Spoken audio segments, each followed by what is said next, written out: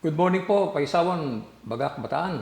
No? Good morning po sa Malabon at good morning din sa Bagong Baryo. No?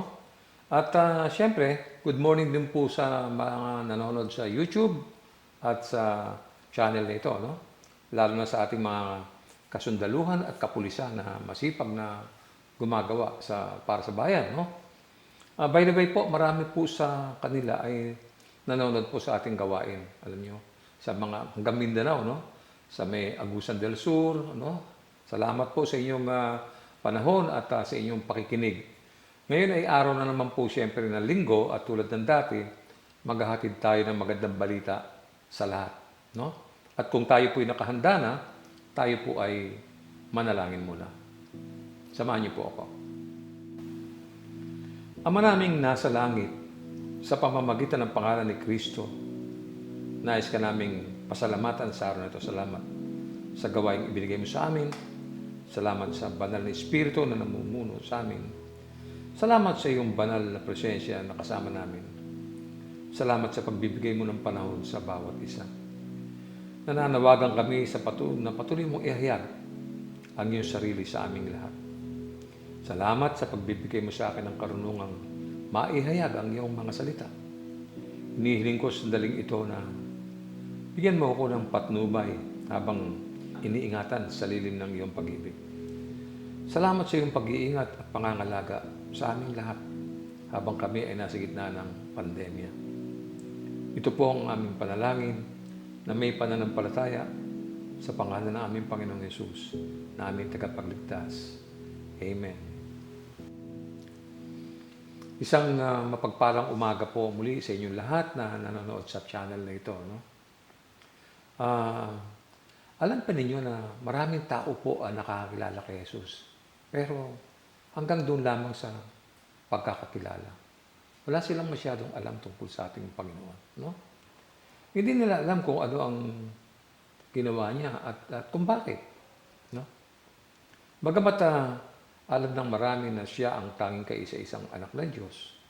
Pero sino nga ba siya at bakit siya pumarito sa lupa?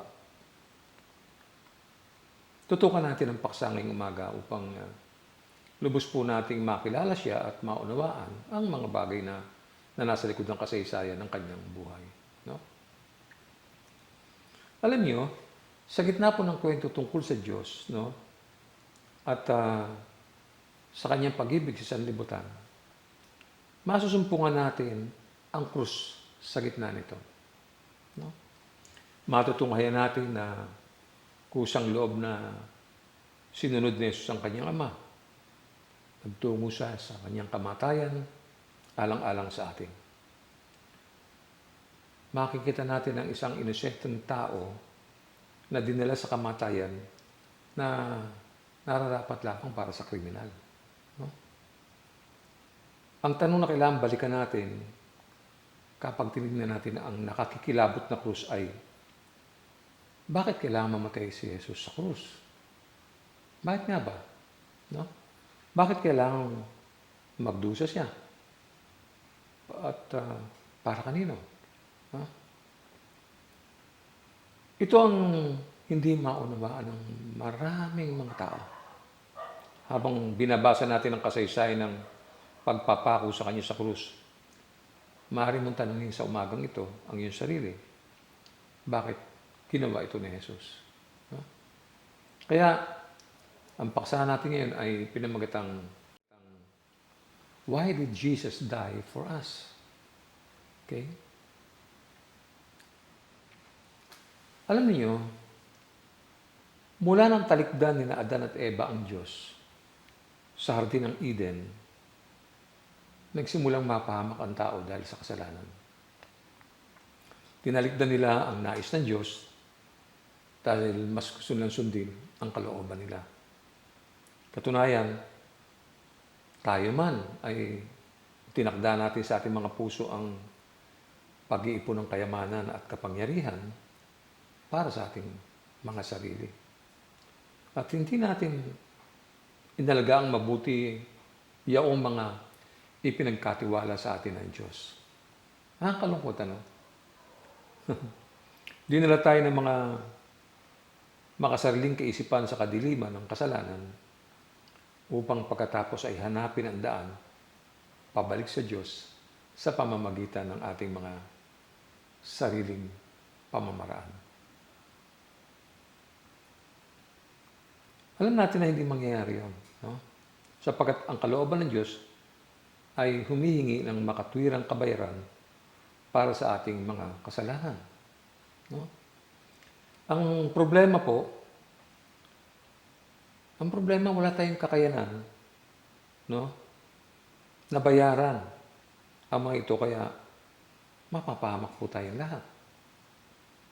Subalit, dahil nga mahal tayo ng Diyos at nais niya tayong muling makasama sa kabila ng ating mga kabangbangan, si Jesus, ang anak ng Diyos, ay dumating po dito sa mundo upang gawing posible ang imposibleng pakikipagkasundo natin sa Diyos. Sa umagang ito, marami kayong matututunan, no?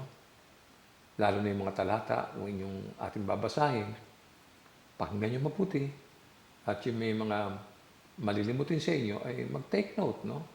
Upang sa mga panahong nag-iisa kayo ay maaaring yung balikan at pagbulay-bulayan, no? Kung minsan naman, ang kontrobersya ay umiikot lamang sa pagkamatay ni Jesus. Sino yung mga taong naroon, no? Yung mga taong nagmamasid, sumisigaw, etc. Kaya nga, marami ang nagtatanong. Ang sabi ng ilan, ang kamatayan ba ni Jesus ay aksidente lamang, no? Nangyari ba ito bunga ng kanyang mga aral? Kalooban ba ito ng Diyos? Alam ba ito ni Jesus sa mulat mula pa? Malinaw po ang mensahe ng Ebanghelyo. Kung inyong pag-aaralang mabuti, no? Kung bakit namatay si Jesus. Namatay siya para magkaroon tayo ng buhay. Yun po yung pinaka-maikling salita ron.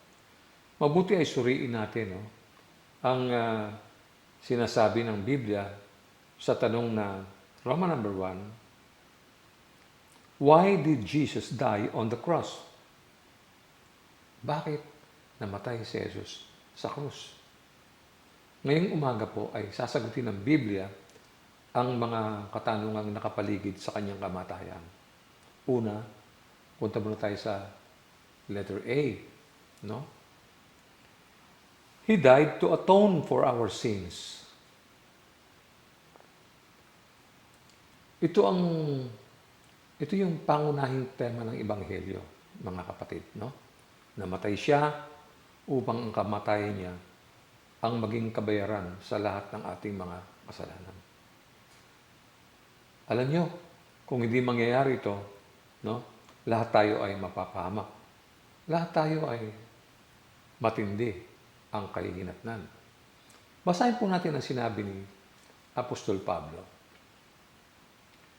Nasa unang Korinto, kabanatang 15, mula talatang 1 hanggang 3. Mga kapatid, ngayon ipinapaalala ko sa inyo ang magandang balitang ipinangaral ko sa inyo. Yan ang magandang balitang inyong tinanggap at naging saligan ng inyong pananampalataya. Naligtas kayo sa pamamagitan nito kung matatag ninyong pinanghahawakan ang salitang ipinangaral ko sa inyo. Dahil kung hindi, walang kabuluhan ang inyong pananampalataya. Sapagkat ibinigay ko sa inyo itong pinakamahalagang katuruan na tinanggap ko rin. Si Kristo'y namatay dahil sa ating mga kasalanan, bilang katuparan sa sinasabi sa kasulatan. Ang linaw po niyan, no? Andiyan ang lahat ng mga katwiran. Andiyan ang mga justification kung bakit kailangan mangyari ito. Na si Kristo'y namatay dahil sa ating mga kasalanan, no? Bilang katuparan na sinasabing kasulatan, no? Maging nga yung mga pagdurusa niya para sa atin ay hinulaan na noong pamanguna. Alam natin, nakasulat sa Bible yan eh. No? Sabi po sa aklat ni Isayas, sa lumang kasaysayan, kabanatang 53, mula 4 hanggang 6, ganito po ang sinasabi. Tunay ngang inalis niya ang ating mga kahinaan. Pinagaling niya ang ating mga karamdaman. Subalit, inakala nating ito'y parusa ng Diyos sa Kanya. Ngunit, dahil sa ating mga kasalanan, kaya siya nasugatan. Siya ay binugbog dahil sa ating kasamaan. Tayo ay gumaling dahil sa pahirap na dinanas niya at sa mga hampas na kanyang tinanggap. Tayong lahat ay tulad ng mga tupang naliligaw. Nagkanya-kanya tayo ng lakad. Ngunit, ipinataw ni Yahweh sa kanya ang kaparusang tayo ang dapat tumanggap. Antindi, nakita niyo po yun. Kung hindi po aakuin ng Panginoon ang kamatayang ito, wala pong matitira sa atin. Lanos tayong lahat. Kaya mahalaga na pakinggan mabuti at intindihin mabuti, no? Ang sinasabi ng aklat. Ganito naman ang sinabi ni Isaiah sa kabanatang 53 mula 10 hanggang 12. Sinabi ni Yahweh, ang kanyang paghihirap ay kalooban ko. Ang kanyang kamatayan ay handog para sa kapatawaran ng kasalanan. Dahil dito'y mabubuhay siya ng matagal, makikita ang lahing susunod sa kanya, at sa pamamagitan niya'y maisasagawa ang aking panukala. Pagkatapos ng mahabang pagdurusa, muli siyang lalasap ng ligaya. Malalaman niyang hindi nawalan ng kabuluhan ang kanyang pagtitiis. Ang tapat kong lingkod na lubos kong kinalulugdan ang siyang tatanggap sa parusa ng marami, at alang-alang sa kanya, sila'y aking patatawarin. Dahil dito, siya'y aking pararangalan, kasama ng mga dakila at mga pangyarihan, sapagkat kusang loob niyang ibinigay ang sarili at nakibahagi sa parusa ng masasama. Inako niya ang mga makasalanan at idinalangin sila'y patawarin. Hindi lang po yan. Hindi lang yan. Sinasabi din sa aklat na siya ang kordero ng Diyos na mag-aalis ng kasalanan ng sanlibutan. Kordero ng Diyos. Ganito po sinabi ni Juan Bautista nang makita niya si Jesus mula sa aklat ng Juan 1:29. Kinabukasan, nakita ni Juan na si Jesus ay lumalapit sa kanya. Kaya't sinabi niya, tingnan ninyo, siya ang kordero ng Diyos na nag-aalis ng kasalanan ng sanlibutan. Antimano nakita na kagad, no? Papalapit pa lang siya, alam na kagad ni Juan Bautista kung sino yung dumarating na ito, no? At dahil po sa pag-ibig ng Diyos sa atin, mga kapatid, siya ang ginawang kabayaran para sa ating mga kasalanan. Pinambayad. Sa puntong ito, hindi ko inaalis na marahil ay nag-aalinlangan ka pa rin. No? Hindi mo kasi naintindihan lubos no? Marahil, kulang pa ang iyong pagkakilala sa Kanya. Kaya ganoon. Basahin natin ang pahayag ng Diyos mula naman sa unang aklat ni Juan sa 4:9 hanggang 10. Inihayag ng Diyos ang Kanyang pag-ibig sa atin nang isugo niya sa mundo ang Kanyang kaisa-isang anak upang magkaroon tayo ng buhay sa pamamagitan niya. Ito ang pag-ibig. Hindi sa inibig natin ang Diyos, kundi tayo ang inibig niya at isinugo niya ang kanyang anak upang maging handog para mapatawad ang ating mga kasalanan. Nakita niyo? Malinaw po yung ebanghelyo Nakita niyo? Iniisa-isa, nililinaw yung bawat bahagi ng kaganapang nung mga panahon yon, no? At alam ba ninyo, na dahil sa pamamagitan ng pagdurusang ito, ipinagkasundo niya tayo mga naligaw. Lahat ng mga taong naligaw, pabalik sa Diyos. Yung ligaw, alam naman natin, hindi alam sa pupunta yan eh. Kaya nga naliligaw yan eh, no? Ganun ang tao. Lumalakad sa sarili niya, no? At nang makita ng Diyos na mapapahamak tayo, dahil ligaw na nga tayo, siya yung gumawa ng paraan para pabalikin tayo sa Diyos. Tunghayan natin yung sulat sa unang Pedro, Kabanatang 3, 18. Sapagkat si Kristo na walang kasalanan ay namatay ng minsan para sa inyo na mga makasalanan. Upang iharap kayo sa Diyos. Siya'y namatay ayon sa laman at muling binuhay ayon sa Espiritu. Malinaw. Tinubos niya tayo mula sa kasalanan at ito ay sa pamamagitan ng mahalagang dugo ni Kristo. No? Mahalagang dugo. Hindi basta dugo. Mahalagang dugo. No? Batid natin na ang dugo ay buhay. No? Ganyan po ginawa ng ating Panginoong Hesukristo. Gaya ng pagpapaliwanag ni Apostol Pablo, mula naman, ni Apostol Pedro, mula naman sa unang Pedro, Kabanatang 1, 18 hanggang 19.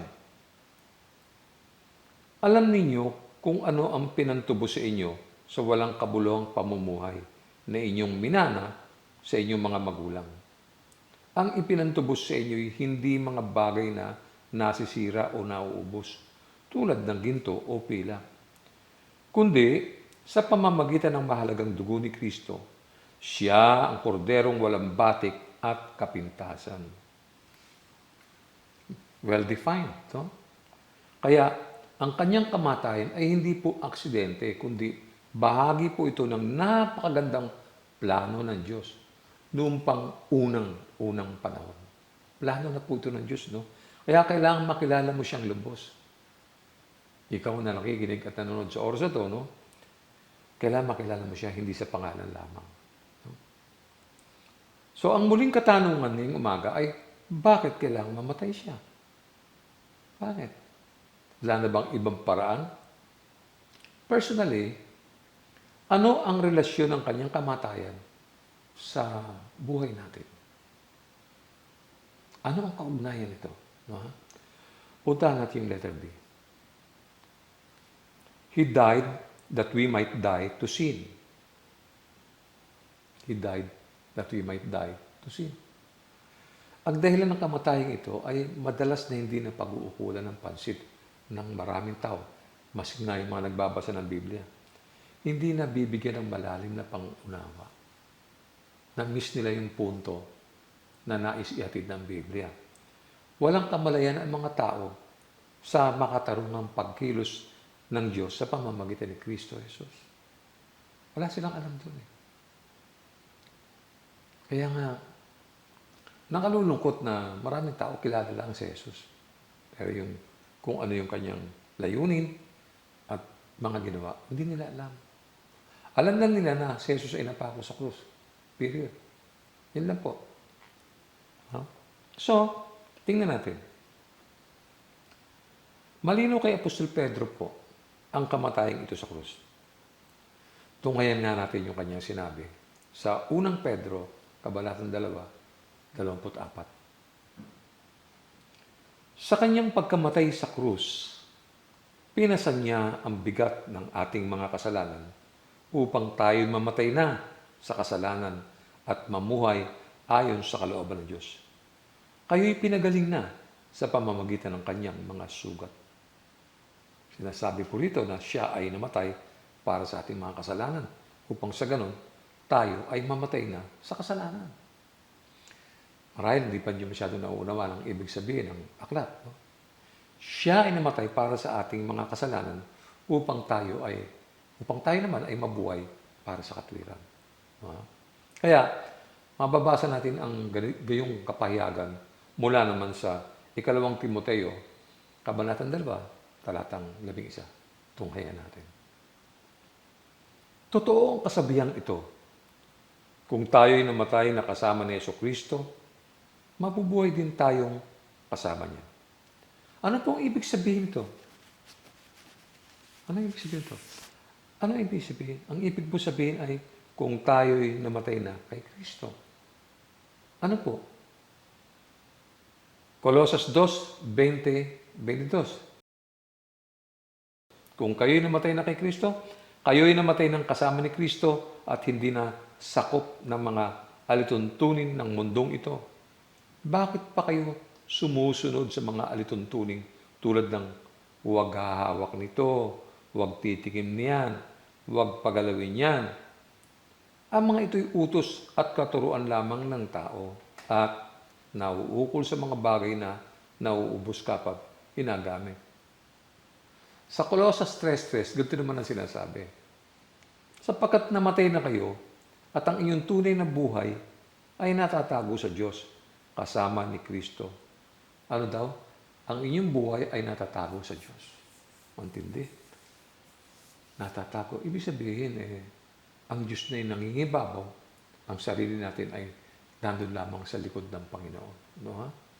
Malinaw po yung sinabi ni Apostol Pablo sa Galatia 2:20. Ito magandang memory verse ito. Basahin natin. Hindi na ako ang nabubuhay ngayon, kundi si Kristo na ang nabubuhay sa akin. At habang ako'y nabubuhay pa sa katawang lupa, mamumuhay ako sa pananalig sa anak ng Diyos na umibig sa akin at nagandog ng kanyang buhay para sa akin. Ang linaw, no? Mamumuhay ako sa pananalig sa anak ng Diyos na umibig sa akin at nagandog ng kanyang buhay para sa akin. Hindi na ikaw ang nabubuhay, kundi si Kristong nasa sa iyo ang siyang nabubuhay na. No? Ganon din naman, sinabi ni Apostol Pedro, sa unang Pedro 2:24, ang ganito naman. Sabi niya, sa kanyang pagkamatay sa krus, pinasan niya ang bigat ng ating mga kasalanan upang tayo'y mamatay na sa kasalanan at mamuhay ayon sa kalooban ng Diyos. Kayo'y pinagaling na sa pamamagitan ng kanyang mga sugat. Alam niyo, malibang mamatay tayo sa kasalanan, ang kamatayan po ni Jesus sa krus ay naganap sa layuning ito. Namatay siya para sa ating mga kasalanan. Subalit, namatay na ba sa atin ang kasalanan? Sa madaling salita po, puntahan natin ang Roman number 2. Has Jesus died for you in vain? No? Letter A, tingnan natin. Have you died to sin? Alam niyo, mabuting sagutin natin ang mahalagang katanungan ito. Sagutin natin, isa-isay natin, ano? At tingnan natin yung mga kasagutang maaari nating isagot sa mga katanungan ito. Kailan ka nakita ng Diyos na namatay na kasama ni Kristo? Ikalawang tanong, kailan ka nakita ng Diyos na nakasamang napako ni Kristo? Kailan ka nakita ng Diyos na naging kaisa ni Kristo sa kanyang kamatayan? Kailan ka namatay sa kasalanan? Kung sasagutan mo ng tama ang mga katanungan ito, ganito po ang liham na ipinadala ni Apostol Pablo sa mga Kristiyano na namatay na sa kasalanan. Basahin natin ang Aklat ng Roma, Kabanatang 6, mula 1 hanggang 2. Ano ngayon ang sasabihin natin? Patuloy ba tayong magkakasala upang sumagana sa atin ang kagandahang loob ng Diyos? Hindi.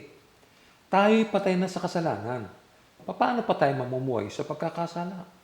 Ulitin ko yun. Hindi. Tayo'y patay na sa kasalanan. Paano pa tayo mamumuhay sa pagkakasala? Hindi lamang yan. Pinaalalahanin tayo tungkol sa bautismo natin kay Kristo. Alam ba ninyo na kayong mga tumanggap kay Kristo ay nabautismo na sa Kanya? Na tayo ay nabautismo na sa Kanyang kamatayan? Basahin natin yung Roma 6:3. Hindi ba ninyo alam na tayong lahat na nabautismohan kay Kristo Jesus ay nabautismohan sa Kanyang kamatayan? Yun po ang pagkakasabi ni Apostol Pablo. Tayo ay kasama niyang nalibing sa pamamagitan ng bautismo ng kamatayan. Ito ang patunay. Nasa Roma 6:4. Sundan natin. Sa makatwid, tayo'y namatay na at nalibing na kasama niya sa pamamagitan ng bautismo upang kung paanong binuhay muli si Kristo sa pamamagitan ng dakilang kapangyarihan ng Ama, tayo rin ay magkaroon ng panibagong buhay. Ang dati nating pagkatao, no, ay kasama niyang napako sa krus. Yung kasalanan na nasa buhay natin ay kasamang napako ni Kristo doon po sa krus ng Kalbaryo. Hindi ninyo maintindihan nyo, sasabihin ng iba, wala naman tayo doon eh. Hindi po. The moment you accept Christ as your Lord and Savior, yun po yun. Ibig sabihin, pinananampalatayaan mo si Kristo at ang tinatanggap mo ngayon ay yung kamatayang iniukol niya na pambayad sa iyong kasalanan kung bakit ka naligtas. Kailangan maintindihan mo ito, kapatid. Wala tayo doon sa krus ng Kalbaryo, wala tayo ron. Pero nung tanggapin natin si Kristo, umiral na po. Pumasok na po. Gumana na po yung pong pagkupkup ng Diyos. Kasabay na ipinako ni Kristo lahat ng kasalanan natin doon po sa Kalbaryo. Hindi natin naintindihan eh. Akala lang natin. Jesus. No? Wala tayong kinalaman. No? Ano sabi sa Roma 6:6? Alam natin na ang dati nating pagkatao ay naipako na sa krus kasama niya upang mamatay ang ating makasalanang pagkatao at nang hindi tayo maalipin pa ng kasalanan. Nakita niyo? Alam niyo na dahil sa ating kamatayan, pinalaya na tayo sa kasalanan. At ngayon po ay makapamumuhay na tayong kasama ni Kristo. Yun po ang ginawa ng Diyos. No? Sa puntong ito, marahil unti-unti nang nagliliwanag ang isipan mo. Bakit po sinabi ito ni Apostol Pablo? Ano ba ang motibo ni Apostol Pablo at sinabi niya po ito? No? Basahin nga natin sa Roma 6:7-8. Ano sabi niya? Sapagkat ang namatay na ay pinalaya mula sa kapangyarihan ng kasalanan. Ang linaw no. Yung pong namatay na ay pinalaya na po sa kapangyarihan ng kasalanan. In short, malaya na siya. Sabi sa verse 8, kung tayo'y namatay ng kasama ni Kristo, naniniwala tayong mabubuhay rin tayong kasama niya. So in short, kasama tayong namatay ni Kristo, kasama rin tayong bubuhayin ni Kristo. Ganun po yun. No? Ngayon, mas maiintindihan mo, no? Na ganun pala, no? Akala ko yung Kristong ito dumaan lamang sa Biblia at biglang namatay, no? Pinako sa krus at tapos na kasaysayan. Hindi po. Katunayan yung kamatayan sa krus ang katuparan ng pagtubos sa sangkatauhan. Kaya lahat tayo dahil kay Kristo ay naligtas eh. Pwede na tayo mag-celebrate Kahit na nga sa gitna ng COVID, alam ba ninyo yun no? Pwede tayo mag-celebrate sa panalangin, sa pagpapasalamat, na sa kabila ng ating masamang pamumuhay ay isipin nyo, binigyan tayo ng pagkakataon ng Diyos na makaisa niyang kanyang anak na si Kristo. No? Makasama sa kamatayan at sa muling pagkabuhay. No? Sa makatwid, dapat po natin isaalang-alang ng ating mga sarili talagang dapat patay na sa kasalanan. Ganito po yung sinasabi sa Roma 6:11. Kaya, dapat din ninyong ituring ang inyong sarili bilang patay sa kasalanan. Ngunit buhay naman dahil sa Diyos, sapagkat kayo nakipag-isa na kay Kristo Jesus. Yun. Ang ganda ng Ebanghelyo. Kung maintindihan mo, wala. Nung araw kung ano inaasikaso natin, kung ano binabasa natin. Pagdating sa Biblia, tinatamad tayo. No? Sinusubukan din natin basahin, pero hindi natin maintindihan. Paano nga, patay tayo. Di ba? Kung hindi pa tayo nabautismo sa kamatayan ni Kristo, hindi tayo namatay sa kasalanan. Salamat sa Diyos. No? Salamat. Puntahan natin yung letter B.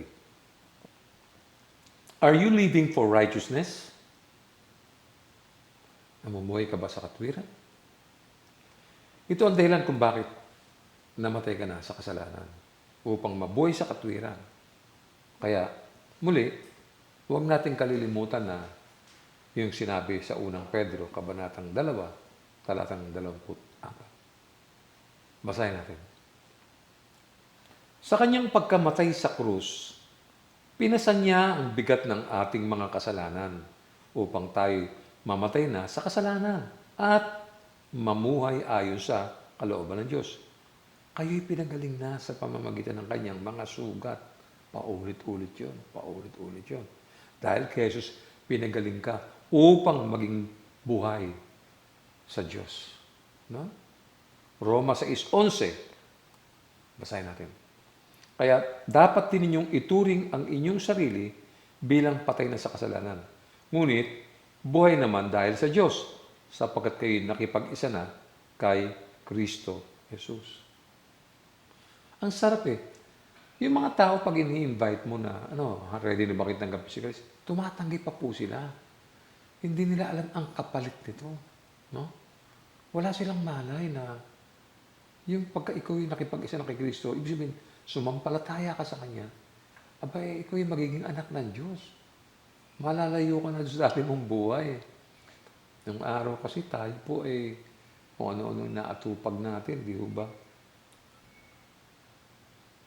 Kailangan to no? Ginawa ito upang hindi na muling maghari sa atin ang kasamaan at kasalanan. Ganyan po sinabi ng Apostol Pablo sa mga taga-Roma sa 6:12. Basahin natin din. Huwag na ninyong paghariin ang kasalanan sa inyong mga katawang may kamatayan upang hindi na kayo maalipin ng masasamang hilig nito. Kasi yung kasalanan, ang lakas ng kapangyarihan yan no? Matindi yung tukso pag dumarating sa atin, no? Sabi ng iba sa akin, Pastor, ba't lagi dinidil natin yung kasalanan? Diyan tayo umiikot Sabi, Pastor, bakit laging alam nga namang prosperity na lang ng prosperity ang i-preach ko rito, no? At hindi naman yun naintindihan, ba't kayo naligtas? Puro swerte na lang, puro dumarating na lang yung pagkain, dumarating na lang yung ayuda, at kung ano-ano. Hindi po ganun. Kaya natin pinag-uusapan yung tungkol sa kasalanan sapagkat dito tayo hinango ng Diyos Diyan tayo tinubos Ngayon, kailangan natin maintindihan yun. Kasi kung hindi magiging matibay yung pagkaunawa natin dito, malamya po yan, balata po yan, at mapusyaw. Hindi talaga natin nakilala ang Panginoon at wala tayong kaugnayan sa Kanya. No? Ginawa nga ito upang hindi na maghari yung kasalanan sa buhay natin. No? Huwag ninyong, sabi sa Roma 6:12, ulitin ko, no? Huwag na ninyong paghariin ang kasalanan sa inyong mga katawang may kamatayan upang hindi kayo maalipin ng masasamang hilig nito. Kita nyo na. Ano pa? Upang maipakita na ang iyong katawan ay instrumento ng katwiran. Nakita naman po niyo, di ba, yung mga taong dating lasenggo, dating santambak ang bisyo, nakita naman yun ang kumilos sa Diyos sa buhay nila. Magtataka ka isang araw, ba't ganito nangyari dito? Ano pa nangyari dito? Ang iba ng tao, hindi naintindihan, baka daw nasisiraan ng ulo na. Hindi po. Naglinaw ang pag-iisip ng tao. Nakita niya na yung kasalanan na nagbaon sa kanya sa maraming problema. Yung kasalanan ang naging dahilan kung ba't napalayo siya sa Diyos. Pero yung mga tao nakipagkasundo sa Diyos sa pamamagitan ng dugo ni Kristo, ano po nangyari? Nabago ang buhay nila. Ang buhay nila ay maganda, maayos, at puno ng pag-asa. Ganyan? Sundan natin. No? Basahin natin yung Romans chapter 6, verse 13. Maganda sinasabi nito. Huwag na ninyong ipailalim sa kapangyarihan ng kasalanan ang alinmang bahagi ng inyong katawan bilang kasangkapan sa paggawa ng kasamaan. Sa halip, pasakop kayo sa Diyos bilang mga taong namatay na at muling binuhay. At ihandog ninyo sa Kanya ang inyong katawan bilang kasangkapan sa kabutihan. O, kita mo na. Yung buhay mo ngayon, hindi na magiging isang kahihiyan. Yung buhay mo, iniaalay mo na sa Diyos. Kaya yung mga tao pag nakita ka, ibang-iba na. Ba? Hindi pa siya niya. Ba't? Ay, hindi na umiinom ngayon yan. Sinubukan namin alukin, hindi na umiinom yan. Nihaya namin, dati nagpupuyat kami sa Madyong eh. Ayaw na. Sabi niya sa akin, magbasa daw ako ng Bible o di kaya sumama daw ako sa Bible study nila. Talagang binago siya ng Diyos. Ibang-iba. Yun po yun. Bakit po nangyari to? Upang sa gayon ay sumagana sa atin ang katwiran ng Diyos. Makikita na po yan eh. Doon sa mga tao nakipag-isa na kay Kristo, makikita mo ang buhay nila. Nakita naman yun, no? Puno ng problema itong panahon ito. Ang dami na mamatay at kung ano-ano pa ang nangyayari. Pero yung mga anak ng Diyos hindi nababahala. Alam natin na hindi tayo pababayaan ng Diyos eh.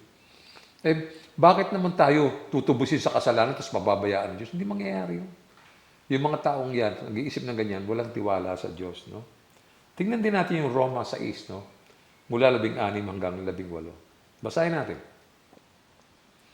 Hindi ba ninyo alam na kapag nagpasakop kayo sa sino mang inyong sinusunod, kayo nagiging alipin ito?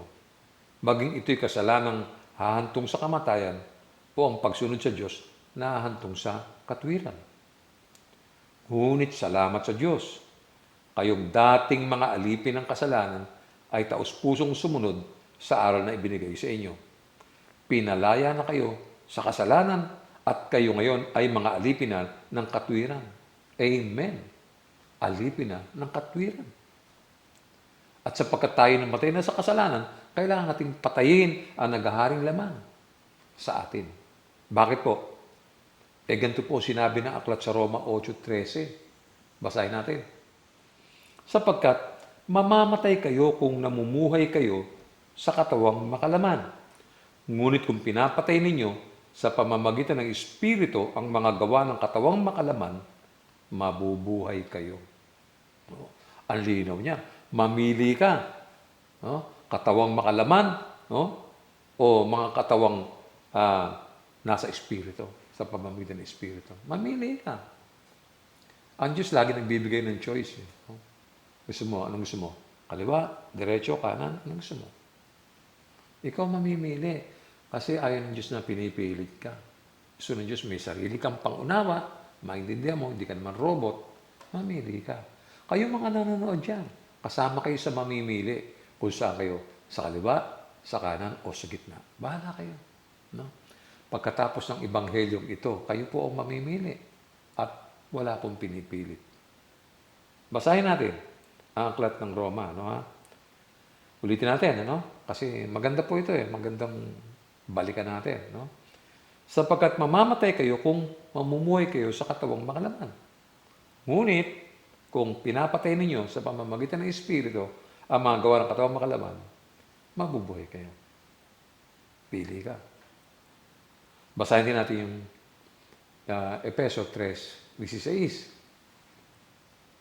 Idinadalangin kong palakasin niya ang inyong buhay espiritual ayon sa kanyang kayamanan at kadakilaan sa pamamagitan ng kanyang Espiritu. Isa itong panalangin ni Apostol Pablo sa mga ilang kapatid doon sa Efeso. No, ha? Ang gulo kasi ng Efeso, alam niyo, kaya diyan pumasok yung mga kulto, diyan pumasok yung kaya ipinapanalangin sila ni Apostol Pablo.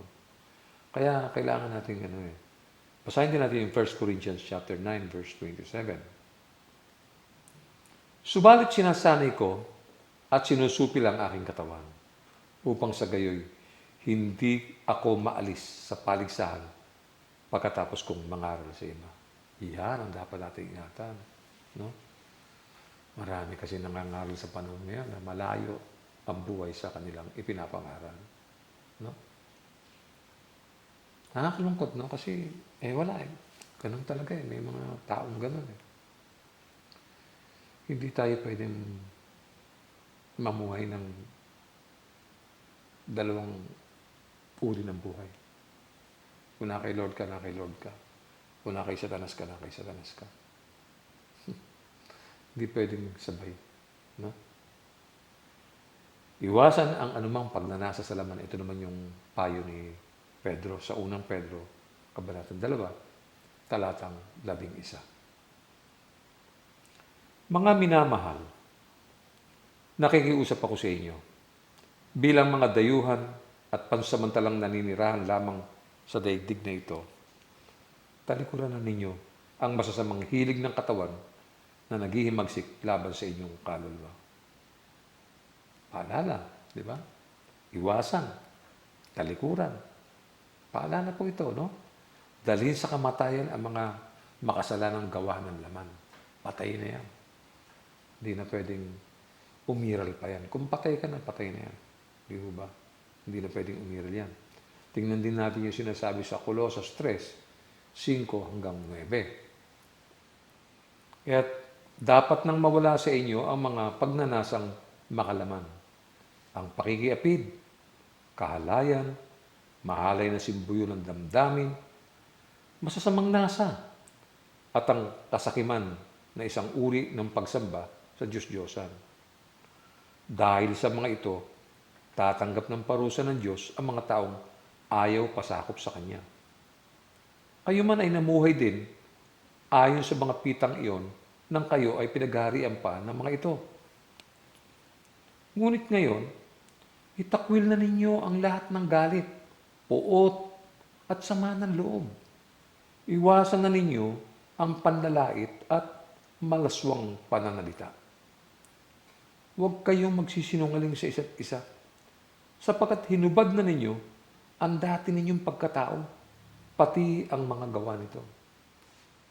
Tanyo, iba na po ang buhay ng Kristiyano. Ito, dito nakasalalay lahat yan. Yan ay yung pinakapadro ng buhay mo. Yung dating buhay mo, wala na yun. Marumi, marungis, mabantot. No? Parang amoy pusali. Naalala nyo nung araw na hindi pa kayo Christian, na hindi pa kayo naboborn again. Di ba nakakahiya ang buhay natin? Ano kaya kung yung mga lumang buhay natin, panoorin natin sa isang pelikula yan? Di ba? Matatagalan mo kayong panoorin yung buhay mo na nakakahiya. Di ba? Lahat ito hindi na kailangang mangyari. Inayos na ng Diyos lahat ang buhay natin. Tayong mga nanampalataya sa Kanya. No? Kaya nga, dahil tayo ay namatay na sa kasalanan, dapat ngayon tayong dapat mabuhay naman sa katwiran. Yun po yun. No? Isuot natin ang wika, yung bagong tao na nabago sa larawan ni Kristo. Basahin natin, nasa Colossus 3:10 hanggang 14. Isinuot ninyo ang bagong pagkatao na patuloy na nababago at nagiging kalarawan ng Diyos na lumikha sa inyo, upang lalo ninyo siyang makilala. Kaya't sa kalagayang ito, wala ng pagkakaiba ang Griego at ang Hudyo, ang tuli at ang di-tuli, ang dayuhan at ang mabangis na tao, ang alipin at ang malaya. Ngunit si Kristo ang pinakamahalaga sa lahat at siya ay nasa inyong lahat. Nakita niyo na? Siya ay nasa inyong lahat. Saan siya sumasalahat? Doon sa mga taong nakakilala ng katwiran. Yung mga taong nakilala si Jesus, nakilala siya, no? Yun yung mga taong yun. Tuloy natin sa verse 12. Kaya nga, dahil kayo'y hinirang ng Diyos, minamahal niya at pinili para sa Kanya. Dapat kayong maging mahabagin, mabait, mapagkumbaba, mahinahon, at mapagtiis. Magpasensya kayo sa isa't isa at magpatawad kayo kung may hinanakit kayo kanino man. Magpatawad kayo gaya ng pagpapatawad sa inyo ng Panginoon. At higit sa lahat, magmahalan kayo sapagkat ang pag-ibig ang buklod ng ganap na pagkakaisa. Nabanggit na naman yung pag-ibig. Ano? Alam nyo, na-appreciate ko yung mga kapatid itong pandemya. First time kung hindi po nangyari ito, hindi ko mararanasan. May mga kapatid pala tayo, secretly, minamahal tayo. Hindi ko nakita ito at nahayag lamang ito noong magkaroon ng pandemya. Alam mo, may nakakatawa, no? Yung may mga dumarating na, kailangan ko ng vitamins, no? Kailangan ko na bumili, no? Hindi mababanggit ito sa kapatid. Mamaya may darating na isang kapatid na nakamotorsiklo, no? Magkasama ito. Dala-dala yung mga vitamins na ito. Mamaya may kapatid naman darating ng breakfast, lomi, at merong malaking piling ng saging. Nakakatuwa po. Hindi ko po ito naranasan noon eh. Ngayon may pandemya, naranasan ko yung pag-ibig ng mga kapatid. Nakakatuwa po talaga. Tapos meron naman dyan tatawag sa akin, Pastor, kamusta na kayo? Na hindi normally ginagawa sa akin. Kasi yung mga kapatid, feeling nila malakas lagi yung pastor, no? At dapat yung pastor ang kumakamusta sa kanila. Hindi po eh. Ngayon, sila naman po ang nangangamusta. Pastor, kamusta po kayo? May mga kapatid na nananabig, lalo sa paisawan. Pastor, gusto namin, nandito na kayo. Naku, alam niyo mga kapatid, kung pwede nga lang, pwede lumipad lang, ano, para wag nang dumaan sa mga, yung mga nasa kalsada, yung mga checkpoint, no? Kung pwede lang ako lumipad. Andiyan ako. Gusto ko kayo makasama. Hindi lamang kayo ang nananabig, ako'y sabik na rin, no? Kaya nga, na-appreciate ko po itong pandemic na to. Kung hindi dumating to, hindi ko mararanasan to. Ang dami. Pastor, kamusta na kayo? Pero, kinakamusta ako. Dati wala eh. Wala namang, siguro nga, baka, ito siguro yun. Magmahalan kayo sapagkat ang pag-ibig ang buklod ng ganap na pagkakaisa. Feel na feel mo, no? Sarap. Tapos kaming buong pamilya, lalo kaming naging close. No? No, yung mga anak ko, no, yung mga manugang ko, kami mag-asawa, nakakatuwa eh. Basahin din natin yung sinasabi sa Efeso 4, no? 22 hanggang 22, medyo mahaba ito, no? Basahin ko po. Iwanan na ninyo ang dating pamumuhay. Hubarin na ninyo ang inyong dating pagkatao na napapahamak dahil sa masasamang pagnanasa. Magbago na kayo ng diwa at pag-iisip. At ang dapat niyong isuot ay ang bagong pagkatao na nilikhang kalarawan ng Diyos at nahayag sa matuwid at banal na pamumuhay ayon sa katotohanan. Dahil dito, itakwil na natin ang pagsisinungaling at tayong lahat ay magsabi ng totoo sa isa't isa sapagkat tayo'y bahagi ng iisang katawan. Kung magagalit man kayo, iwasan ninyo na kayo'y magkasala.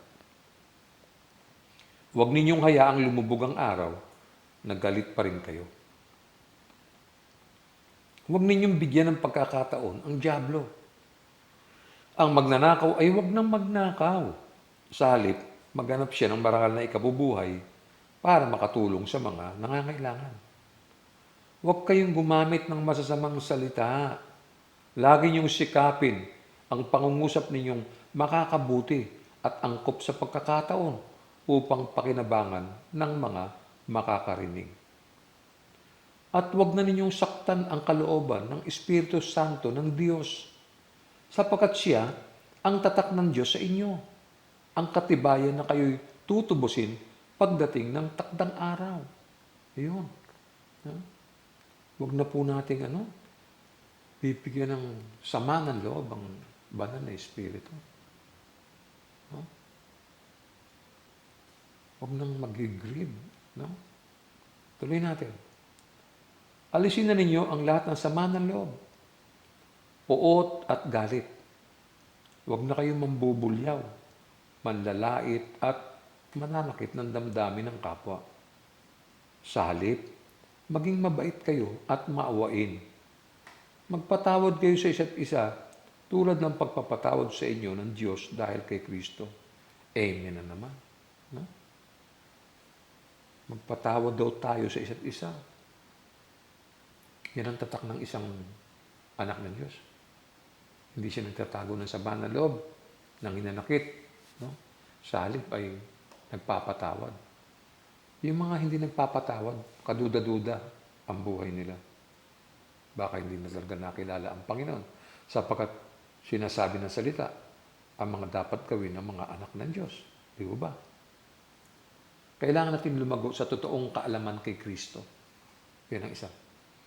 Hindi lamang sa isip, lumalago tayo sa ating kaisipan kay Kristo. No? Makilala siyang lubos at hindi sa pangalan lamang. No? Lubos. Sabi po sa 2 Pedro, Kabanatang 1, 5-9, dahil dito, sikapin ninyong idagdag sa inyong pananampalataya ang kabutihan. Sa inyong kabutihan, ang kaalaman. Sa inyong kaalaman, ang pagpipigil sa sarili. Sa inyong pagpipigil sa sarili, ang katatagan. Sa inyong katatagan, ang pagiging makadiyos. Sa inyong pagiging makadiyos, ang pagmamalasakit sa kapatid. At sa inyong pagmamalasakit, ang pag-ibig. Muli, gusto kong pasalamatan. Nais kong pasalamatan lahat yung mga kapatid na nagpaabot ng mga pag-aalala, ng tulong, at ng kahit na anong maliit o malaki. No? Personal ko kayong pinapasalamatan. Hindi ko na kailangan banggitin ang mga pangalan nyo. Ang Diyos kilala kayo. Alam ng Diyos ang nilalaman ng puso nyo noong mga panahong gawin nyo ang mga ginawa ninyo. At ako bilang pastor ng church, ay nagpapasalamat ako na hindi na sayang ang mga aral na inihasik sa inyong puso ng Diyos. No? Ako'y namamangha at talagang labis-labis. Hindi lamang po ako nagpapasalamat. Ang buong pamilya ko po ay nagpapasalamat sa mga kapatid. Salamat po. Tuloy ko lang po yung verse 8. No? Ang mga katangiang iyan ang kailangan ninyong taglayin at pagyamanin upang ang inyong pagkakilala sa Panginoong Kristo ay huwag mawalan ng kabuluhan at kapakinabangan. Ang taong wala ng mga katangiang yan ay mistulang bulag at nakalimot na pinatawad na siya sa kanyang mga kasalanan. Ayun. Yun yung mga qualifications eh. Kailangan na ipapamuhay po natin yan. Sarap. No? Kailangan na ipapamuhay natin yan. Sa totoo lang, gaano tayo kaseryoso na sa pagsisikap na ito? No? Tulad ng katibayan ng pagsisikap na matuto at lumugo sa pagkakilala kay Kristo. Seryoso ba tayo ron? Ang sarap, di ba? Ang Panginoon, ganito siya. No? Hindi siya mabilis magalit. No? Ikaw rin, ganun din. So, parang ikaw na yun. Ganun na yun. No? Nagagalit ka, pero hindi ka nagkakasala. No? May payo si Pedro. Sabi niya sa 2 Pedro 3:18, ulitin natin. Magpatuloy kayong lumago sa kagandahang loob at sa pagkakilala sa ating Panginoon at tagapagligtas na si Jesucristo sa kanyang kaluwalhatian ngayon at magpakailanman. Amen. Nakita niyo po yun? Ano daw? Magpatuloy tayong lumago sa kagandahang loob at sa pagkakilala. Yun po yun. Pagkakilala sa ating Panginoon at tagapagligtas na si Jesucristo.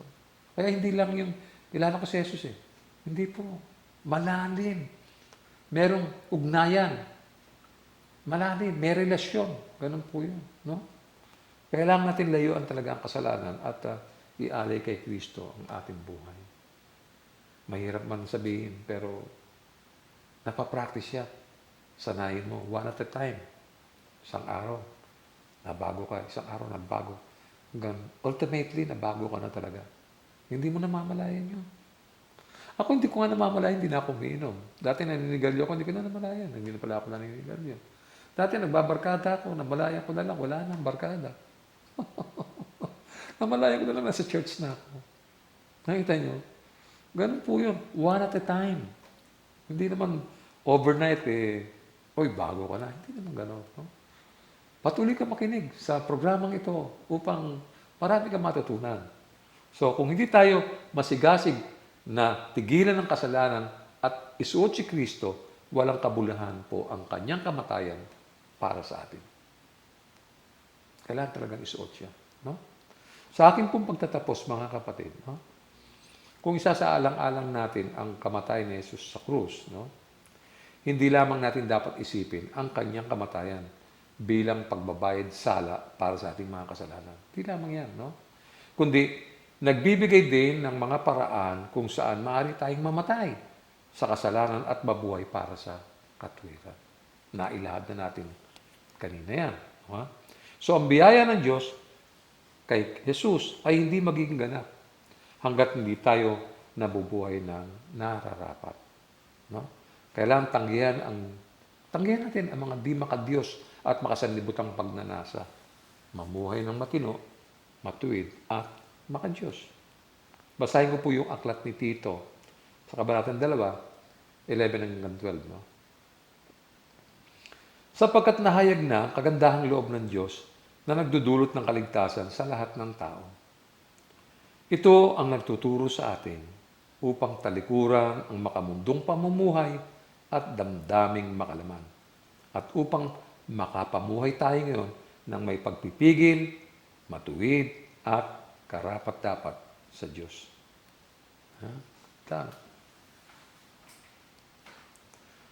Tayo po ay tinubos mula sa bawat gawaing laban sa batas, pinadalisay at masigasig na sa mabubuting gawa.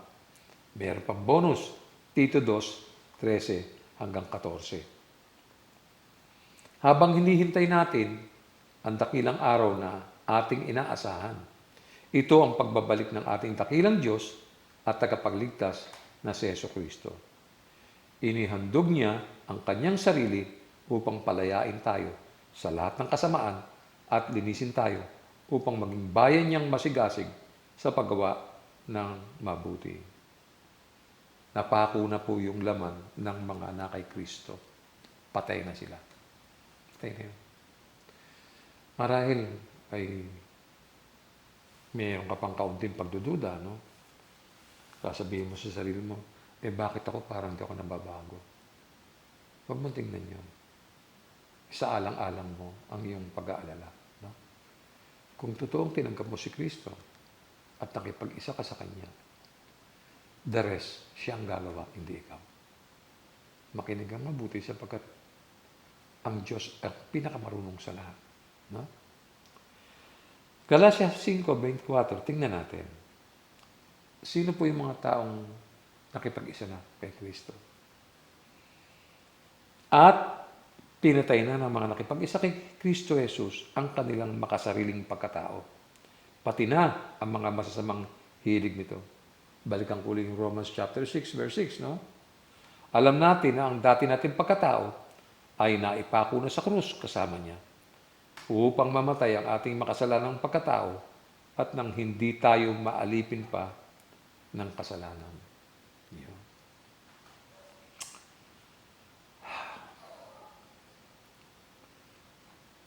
Mamaya-maya ng konti ay balikan nyo, no? Reviewin nyo yung mga notes ninyo. Okay? Ngayong umaga, marahil maliwanag na sa iyo kung bakit ang anak ng Diyos na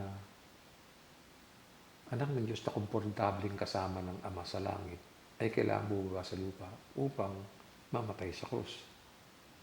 Maliwanag na sa atin kung bakit niya ginawa ito, no? Ngayon, maiba na ang pananaw mo tungkol kay Jesus na nagbuwis ng buhay alang-alang sa iyo. Ganun kanya kamahal. Kanya niya tayo kamahal. No? Mapalad ka kung pahalagahan mo ang mga ginawa niya sa iyo at hindi ipagwawalang bahala lamang. Ang tanong ko, ikaw ba ay na kay Kristo na? Hindi pa huli ang panahon. No? Tayo pong lahat ay manalangin.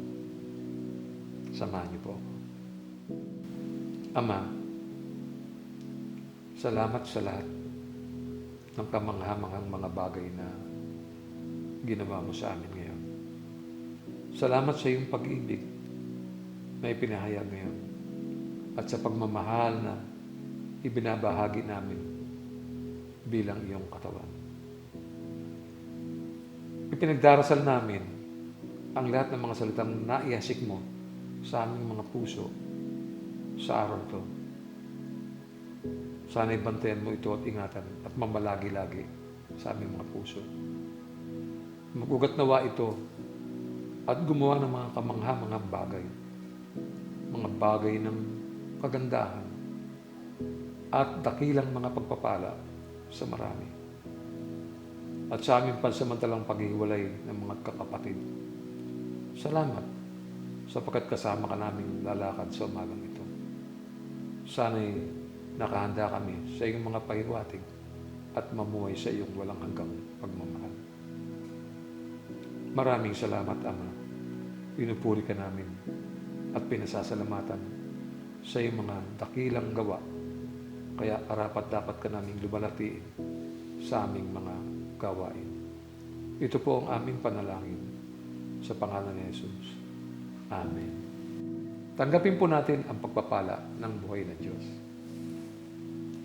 Sa Kanya na makapag-iingat sa inyo upang hindi kayo magkasala at makakapagharap sa inyo ng walang kapintasan at may malaking kagalakan sa Kanyang kaluwalhatian, sa isang Diyos na ating tagapagligtas sa pamamagitan ng Jesucristo na Panginoon natin. Sa Kanya ang kapurihan, karangalan, kaluwalhatian at kapangyarihan mula pa noong una, ngayon at magpakailanman. At ang lahat ng mga pinagpalang Diyos ay magsabi ng Amen. Purihin po ang Panginoon. Magbatian tayong lahat ng magkakapatid. Magandang umaga po muli sa inyo lahat.